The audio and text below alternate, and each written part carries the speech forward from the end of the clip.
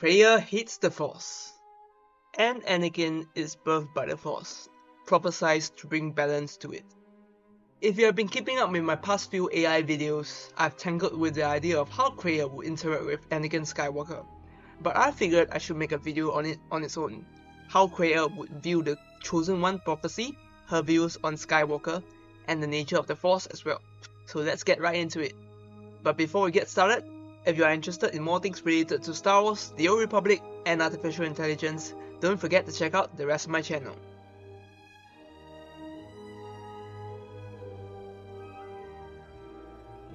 One of the things about KOTOR 2 that sets itself apart from the mainstream themes of Star Wars is its ability to challenge the established narratives and philosophies. In the movies, the Force is portrayed as this 100% good-natured, pure energy. In other words, the dark side is merely a corruption of this energy, whereas the light side is natural and is the way to go. The idea of a Grey Jedi, or a user of both the light and dark sides of the Force, stems more from the expanded universe of Star Wars rather than its original conception. The Chosen One prophecy stipulates that the destruction of the Sith and vanquishing the dark side was the means to which the Force would bring him balance. Although some might argue that Order 66 and the destruction of the Jedi in the Clone Wars was necessary to bring about this balance, but that was not really what Lucas had in mind with the movies. Still, at the end of KOTOR 2, Kreia clearly states that the Force attempts to bring balance through countless lives lost. When there are too many Jedi, darkness will engulf the galaxy, until the light is reignited with a single spark, as the endless cycle of the universe. The Great Hyperspace War, the 100-Year Darkness, the Mandalorian Wars, the Jedi Civil War, the First Jedi Purge. What was the purpose of all these wars, other than to lead the galaxy into an everlasting chaos? As you can see, it is here that Kreia and the Chosen One prophecy might have different definition of what balance is, or in other words, what's the best course of actions or purpose to pursue, and its notion of balance may be a bit childish to what Kreia sees as blind obedience to a single idea. There is nothing special about the Chosen One to bring balance to the Force, as it is already an endless cycle in motion. Long before Anakin Skywalker was born, generations of the Jedi have brought light to the galaxy in times of darkness, and vice versa.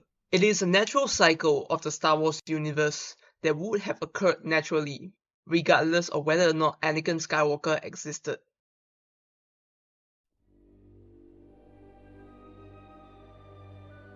Whenever the idea of a prophecy is brought up, it poses the question, free will or destiny? Was Anakin destined to fall to the dark side and become Vader before killing Palpatine to bring balance to the Force? Or was there a better way which did not have to leave the galaxy in wrecks? Perhaps Anakin could have simply chosen to remain on Mortis to wield both the light and dark sides of the Force, taking the place of the father. Or perhaps he could have just allowed Mace Windu to vanquish Sidious there and there in the Chancellor's office. Would that have brought the much needed balance to the Force? Or if we were to keep the influence of the Force out of the picture, would the prophecy not then simply be an extension of the Jedi's wishes to have the ultimate victory over the Sith, and then their attempts to fulfill or follow that prophecy ultimately fulfill it in itself? What if this isn't just some destiny to be fulfilled, but rather an educated guess of what will happen? Anakin's entire Jedi life hinged upon this prophecy that he was to destroy the Sith. That's why Obi-Wan devoted years to train Anakin to be a Jedi Knight. It is why the Jedi invested so much in him. Despite being a little apprehensive of Skywalker's rash, hot-headed behavior, they had nothing else to pin their hopes on except this vague prophecy that this guy would bring balance to the Force.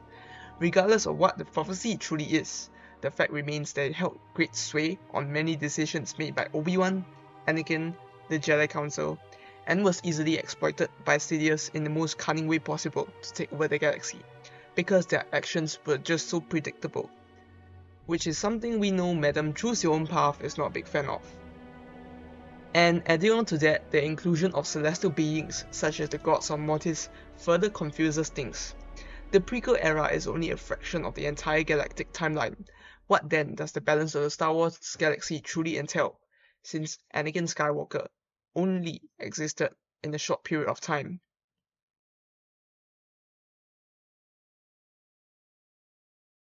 Who was the chosen one? Anakin Skywalker, his son Luke Skywalker, or Rey Palpatine? It's a general consensus that Anakin is indeed the chosen one after all. Luke was just the catalyst and Rey was simply someone else whom 2% of the community thinks that she's the chosen one. As mentioned earlier, Kreia doesn't like being defined by these titles and philosophies. They are not who the person is at their core.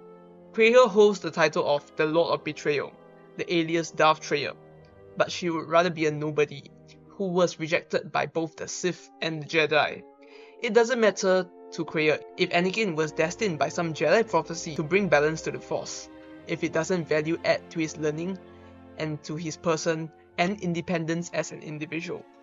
In the expanded universe, we can see that the Jedi love their prophecies. It was what led to a group of masters killing their Padawans.